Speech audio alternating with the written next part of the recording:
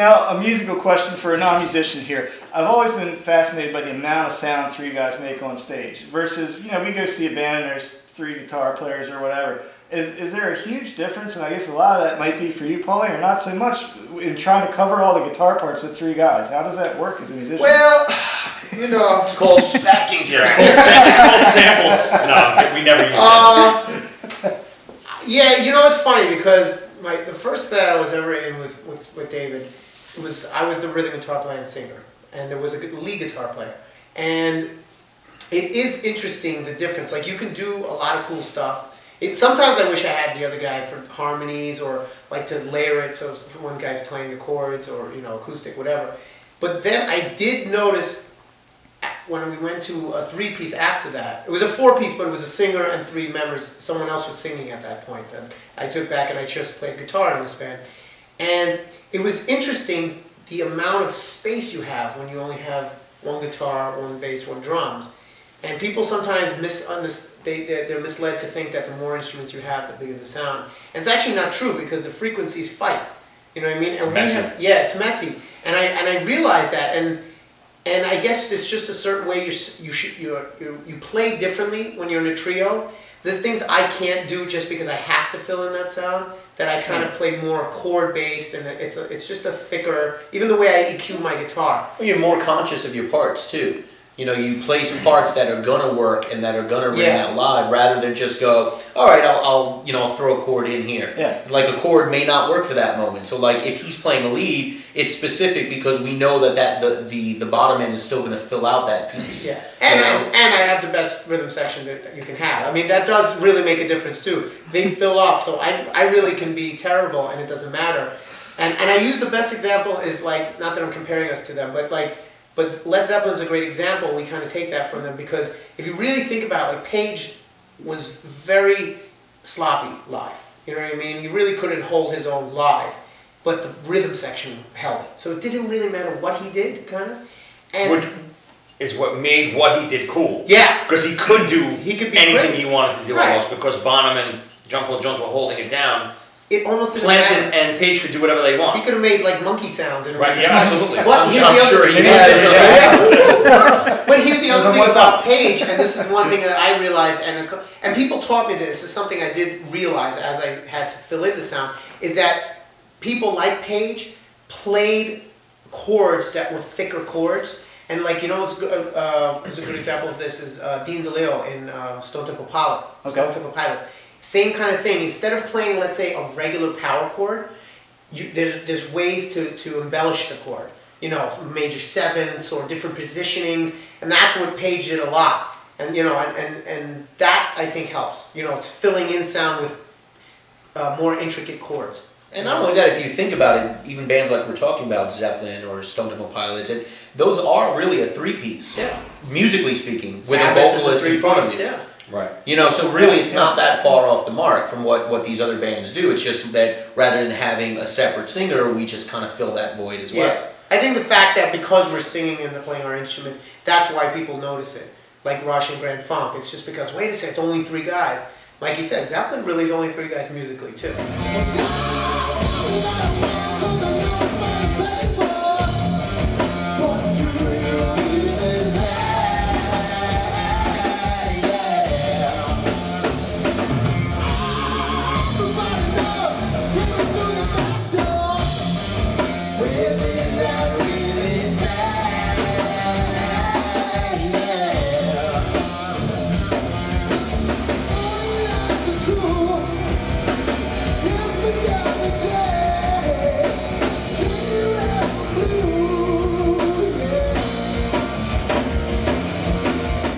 To be able to sing and play an instrument. That's why, you know, students that I teach, like, you know, I try to encourage them to, guitar players, to sing too, because it's just a talent, a skill that will help you so much, you know, as a musician. Now, I want to ask you, I don't know if you know we were there or not. The opening night of Europa, we were actually in the audience. So we were sitting way back, we were about 2 rows behind these guys. So who was throwing the popcorn? You were there. We were sworn to secrecy, but it might have been another relative or something, Ed, or I'm not sure. But so, what was that like for you performing in front of them? And what was it like for you guys watching him in that role? For us, I mean, he's always an idiot, so it's fun to watch him do anything like that. I mean, I thought he was great at it, to tell you the truth. It's fun seeing him perform without us. I mean, I see him from behind all night long performing, so whether he's on stage like that or on stage at a play, it's the same atmosphere. He's performing, so he just looked very regular to me, very natural. It wasn't like out of the ordinary. What's like seeing Dave with TSL? Like Yeah, every it's time I just- see it's Dave, I was gonna ask that next. Yeah. well, yeah, it's just like, hey, Yeah, there he is. look what he's doing. Like, he does that every night. Yeah, it's kind of like you You sort of get used it doesn't look you lose the mystery a little bit. You know, it just looks like it's because it's whenever it's somebody that you know, especially when it's in a format like this where we, like he said, we see each other doing this all the time. It's just kind of second nature. It's just like, you know, we're not up on stage, but it's nothing special necessarily. It's impressive and it's nice to be able to see, but it's something that we go, yeah, we know he can do that. And We see him do You it all the time. know behind the scenes, like making a TV show. Right, now. Yeah. right. Like we know what it looks like behind the camera. Now, So, do you guys go know. see TSO when David's playing that too? Usually. See that sometimes? Fun little TSO stories you wanted. I I went to see him in Newark. When I Just can recently. find 7 hours that I can dedicate to the show, yeah, I try to go. And there's a point, the TSO show is very long, so I was sitting towards the end of the show. So Dave runs out into the audience at one point, and the spotlight is following him. Correction, he was being lazy. He was being lazy. He wasn't being a good audience member. It's a little tight. It's a long show. So he runs over to me and he's like yelling at me, "Get up, get up, get up!" I'm like, get out of here! And you know the crowd, they're going crazy. This young girl, "Oh, David's next to me!" Screaming. And it's just Dave to me. I'm like, "Get away from me! I'm not getting up." So he goes to pull me up and he goes to run away and he almost falls right on his face. He actually falls, but he saves himself. And you heard the crowd go, "Oh." they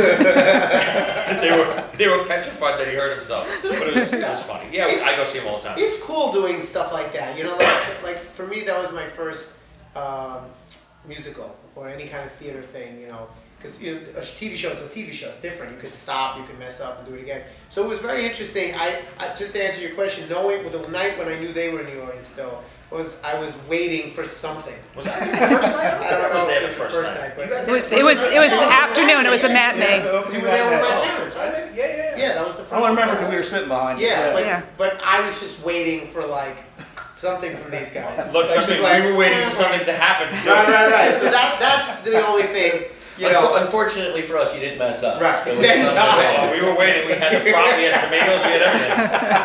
But it's good, you know. It's fun for us to see each other in doing different things. It you know.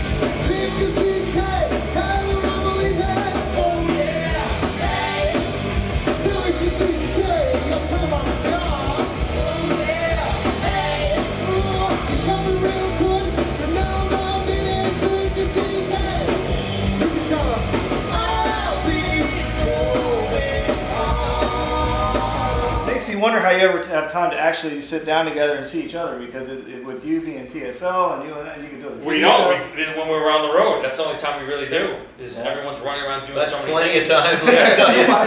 That's set up on purpose that way. This is already 10 minutes too much. That I'm sitting next to them. No, it does get harder when you're first starting out, you know, and you're younger and you don't have as many responsibilities, and you know, because life kicks in, you know what I mean? You want to do things, you want to invest in this, you're doing more projects. But you know, there was a time when we would spend 8 hours in the studio, 2-3 times a week, Of course. just going over stuff. And then you get to a point where it's like the business side kicks in, and there's other things. But that's So- also learning to play as a band too. Yeah. You need that in the beginning. We've been playing together so long, we know what we're gonna do. I mean, not a heads up or anything, but we haven't rehearsed at all for tonight's show. Right. I mean, we're playing We're for doing 3 what's hours new tonight. songs. We're doing old songs we've never even attempted We're doing before. new songs, we're doing songs we haven't played in a long time. We go in with just like, okay, let's figure it out. Do it. But that's We'll do the magic, that's that chemistry. See, that's the thing that you can't. You know, this is cutting right to a big mistake. Oh yeah. No, but that is the talent of the musicians that's sitting here. I mean, you know, we've been around some really talented folks, and that's the talent of you guys that can just pick that up unrehearsed and just play that like that. It's also the chemistry, because I've played with people that are way more talented than these two guys.